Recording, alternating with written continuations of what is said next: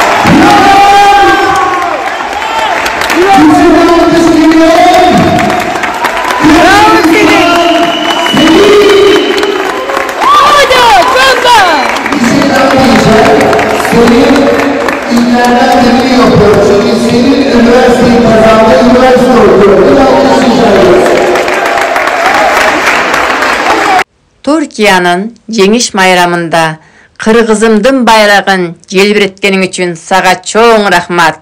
Жаным, таттым, принцессам Селинем.